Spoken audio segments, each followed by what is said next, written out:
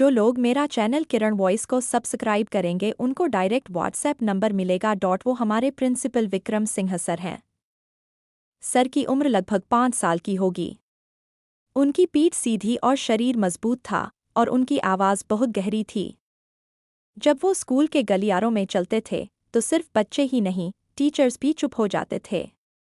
मैं उनकी उस मर्दानगी का बहुत सम्मान करता था। उनकी आंखें बहुत तेज थीं। चश्मे के नीचे उनकी नज़र सीधे दिल तक जा पहुंचती थी, ऐसा मुझे लगता था। जब से मैं स्कूल आया था, मुझे उनके लिए एक अलग ही भावना थी। वो भावना सम्मान से भी ऊपर, एक ऐसी चाह थी जिसे शब्दों में बयां नहीं किया जा सकता। वो शुक्रवार का दिन था, स्कूल खत्म हुआ और सारे बच्चे चले गए। गुरुजी और कई लोग घरों को जाने के लिए निकल चुके थे। मेरे पास ही बड़ा काम बचा हुआ था। 10वीं कक्षा के बच्चों के प्रोजेक्ट रिपोर्ट्स एक एक करके चेक कर रहा था, इसलिए स्टाफ रूम में भी अकेला था। दोपहर के लगभग 2:30 बजे थे। आसमान पूरी तरह से काला हो चुका था और उसी वक्त तेज बारिश शुरू हो गई। शिखा आज छाता लाना ही भूल गई थी। मैंने खुद से कहा, बारिश रुकने वाली लगती नहीं है। पूरा स्कूल एक अजीब सी खामोशी में डूबा था। बारिश की बूंदों का छत पर गिरने की आवाज़ ही सुनाई दे रही थी।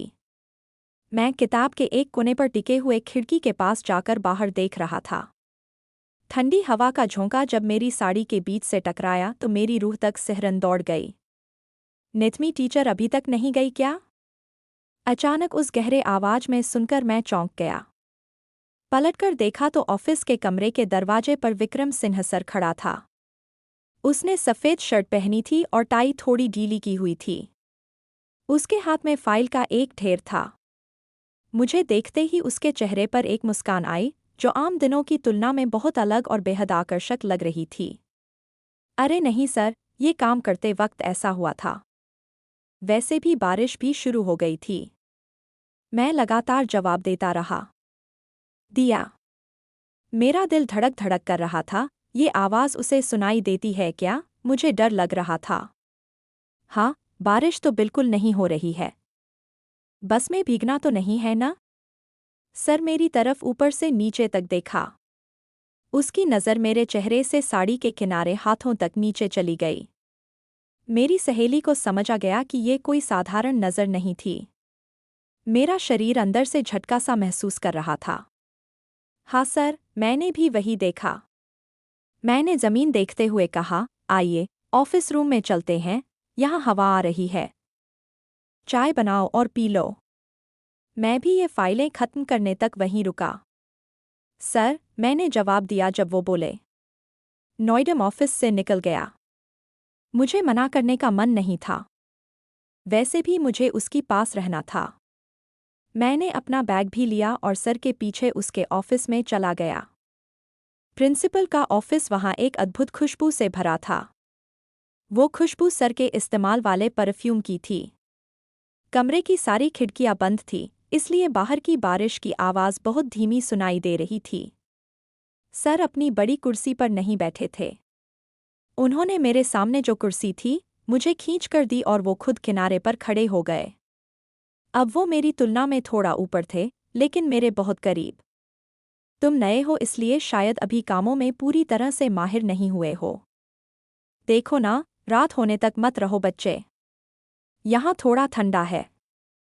सर मेरी तरफ देखते हुए बोले। उनकी आवाज़ अब बहुत ही नरम हो गई है। नहीं सर, मुझे थोड़ा काम खत्म करना था। मैंने सर की आंखों में देखा। उन आंखों की चमक मुझे जैसे अपनी ओर खींच रही थी। सर अचानक उठे और कमरे में रखी बाल्टी से पानी लेकर 2 कॉफ़ी बनाईं। जब वो कॉफ़ी बना रहे थे, उनकी पीठ मुझे दिख रही थी। वो चौड़ी पीठ देखते हुए मुझे लगा काश पीछे से पकड़ सकूं। सर ने कॉफ़ी मेरी तरफ बढ़ाई। जब मैंने कप लेने के लिए हाथ बढ़ाया, तो मेरी उंगलियां सर की उंगलियों से टकराईं। वो नन्हा सा स्पर्श बिल्कुल बिजली गिरने जैसा मेरे पूरे शरीर में झंझनाहट हुई। क्यों डर गई हो जैसे? सर ने पूछा। नहीं सर, ये ठंड लग रही है। मैंने झूठ बोला। सच कहूं तो मुझे ठंड नहीं, मेरे अंदर आग लगी हुई थी। ठंड? सर मेरी तरफ कुछ अजीब नज़र से देखकर उसने अपनी कुर्सी पीछे की और अपने कोट की जेब से कुछ निकाला और मेरी छाती पर रख दिया। वो चीज़ लगाते वक्त उसका हाथ मेरी कमर के पास चला गया। उसकी सांस मेरे चेहरे पर पड़ी। सर की मर्दाना खुशबू मेरी नाक तक पहुंची और मेरी गर्दन थोड़ी सी सिकुड़ गई। अब ठंड कम हो गई है क्या? उसने मेरा नाम बहुत ही प्यार से लिया। उसने टीचर वाला अंदाज छोड़ा। उससे मुझे महसूस हुआ कि हम बीच में जो दूरी थी वो जैसे खत्म हो गई। सर हिमी ने मेरा सिर अपने हाथ में लिया। वो छुआ बहुत ही मजबूत था। वो बहुत ही नाजुक था। तुम्हें पता है निथमी, जब से तुम स्कूल आई हो मैं तुम्हारा ही ख्याल रख रहा हूं। सर ने एक बार कहा था, तुम दूसरों से अलग हो। तुम्हारी वो आंखें जो इस तरह देखती हैं, मुझे समझ आती हैं। सर ने थोड़ा झुककर मुझे पकड़ लिया। सर की उंगलियां मेरे पास आईं और मेरे होठों के पास रुक गईं। सर कोई आता है क्या? मैंने डर के मारे पूछा। कोई आता है क्या? गेट भी बंद है। बस तुम और मैं ही हैं। सर ने कहा कि ये एक बहुत ही खास राज है। सर उसका चेहरा। वो फिर मेरे मुंह के करीब आ गया। अब हमारे होठों के बीच की दूरी बस कुछ इंचों की रही। उसकी गर्म सांस मेरे होठों पर पड़ते ही मैं खुद को रोक नहीं पाया। मैंने अपनी आंखें बंद कर लीं। एकदम तेज आवाज आई। मैं डर गया और एक ही बार में सर का हाथ कसकर पकड़ लिया। सर ने मेरी कमर के चारों तरफ हाथ डालकर मुझे अपने शरीर के और करीब खींच लिया। उसकी हाथों की गर्माहट मुझे मेरी कमर पर महसूस हुई। मैंने दोनों हाथ सर के सीने पर रख दिए। बारिश जैसी कोई बात नहीं थी। क्या मैं तुम्हें घर छोड़ दूं? सर ने पूछा। लेकिन उसने मेरा हाथ नहीं छोड़ा। सर मेरी तरफ देखते हुए थोड़ा देर तक इंतजार किया और हिमी ने मेरा नथुना चूमा। वो पल बहुत ही गर्मजोश था। वो थोड़ा नीचे आकर मेरे कंधे को जोर से पकड़ लिया। उसकी होंठ मेरे कंधे से लगते ही जो सुकून मुझे मिला, उसे सहना मुश्किल हो गया। सर मुझे घर छोड़ने आए।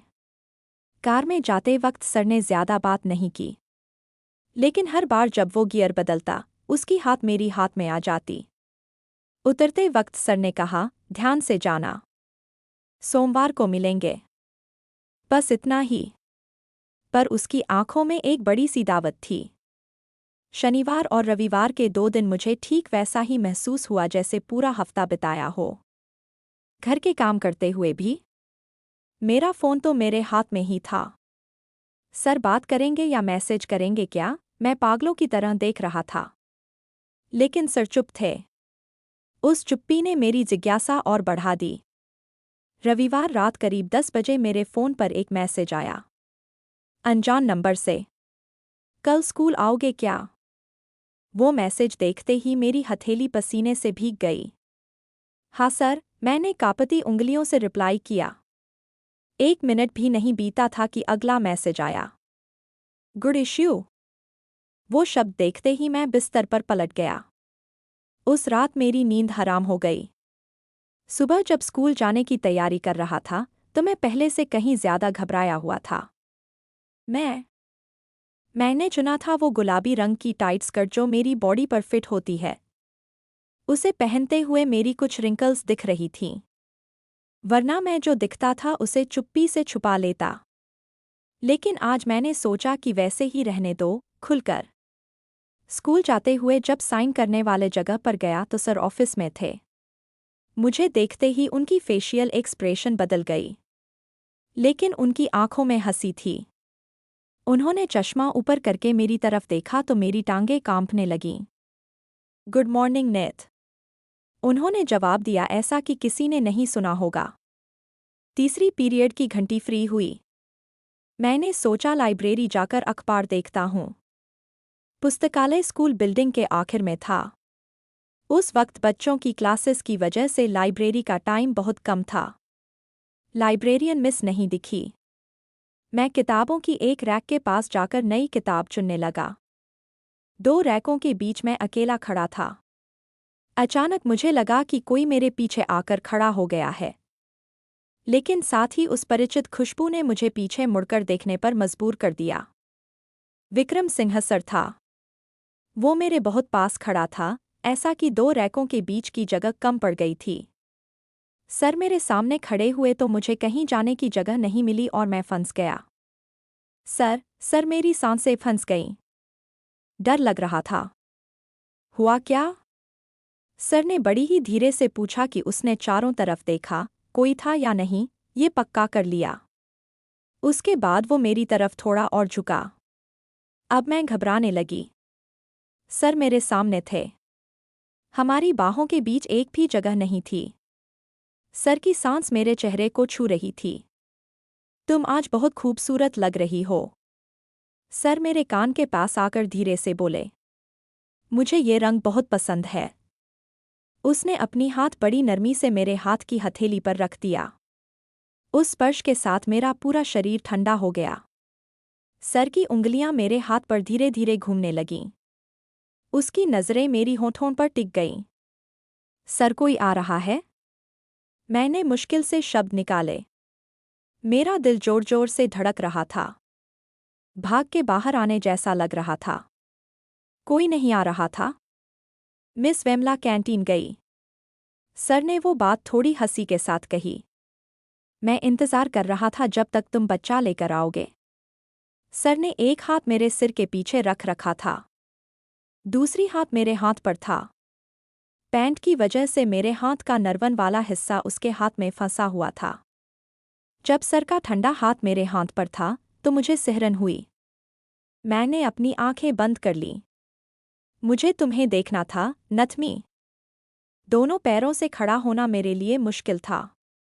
सर ने मेरा पेट के पास अपना चेहरा नज़दीक किया।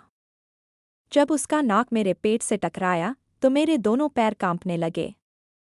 हम थोड़ी देर बस ऐसे ही खड़े रहे। बोलने की ज़रूरत ही नहीं थी। उस खामोश, अंधेरे लाइब्रेरी में बस हमारी सांसों की आवाज़ गूंज रही थी। ये बिल्कुल मना था। पकड़े गए तो मेरी फट्टी ही नहीं, मेरी पूरी जिंदगी खत्म हो जाएगी। लेकिन उसी डर की वजह से मेरे अंदर जो एहसास था, उसे शब्दों में बयां करना नामुमकिन था। अचानक बाहर से बच्चों की तेज़ आवाज़ सुनाई दी। पीरियड खत्म होने की घंटी बज गई। सर अचानक मेरी ओर देखे। लेकिन जाने से पहले उसने मेरे हाथ में एक छोटा सा पत्ता मरोड़ कर दिया। इंटरवल से पहले ये देख लेना। सर की आंखों में एक इशारा था। कुछ किया नहीं गया जैसे रक्त पैली से बाहर निकलकर लाइब्रेरी के दरवाजे तक चला गया। मैं सच में जमीन पर बैठ गया। मेरा पेट अभी भी दर्द कर रहा था। मैंने करीब 5 मिनट तक बाहर जाने की कोशिश नहीं की। मेरा चेहरा सूजा हुआ था। मैं मुश्किल से उठकर अपनी कमर सीधी की और सामान्य तरीके से बैठने की कोशिश करते हुए बाहर आया। स्टाफ रूम में आकर मैं अपनी मेज़ पर बैठ गया। आसपास देखकर पक्का किया कि कोई मेरी तरफ नहीं देख रहा है, फिर मैंने सरपू पत्ते का एक टुकड़ा निकाला। उस पर सुंदर अक्षरों में 2 लाइनें लिखी थीं। आज शाम मुझे ड्यूटी करनी है। टाउन में। क्या तुम मेरी मदद के लिए आ सकते हो? हम दोनों अकेले बात करने के लिए एक जगह मुझे पता है। ये सुनते ही मेरे सीने में फिर से एक हल्की सी धड़कन हुई। ये कोई मामूली मदद नहीं है। ये एक निमंत्रण है। स्कूल के बाहर ऐसी जगह जहाँ कोई न दिखे, सिर्फ हम दोनों। मेरे दिल में 2 जज्बात लड़ रहे थे। एक तरफ डर, दूसरी तरफ सर के लिए एक अजीब सी चाह। मैं जानता था कि मैं इसके लिए तैयार हूँ। मैंने पेन उठाकर एक छोटा सा पन्ना लेकर उस पर लिखा और उसे मेरे हाथ में मरोड़ लिया।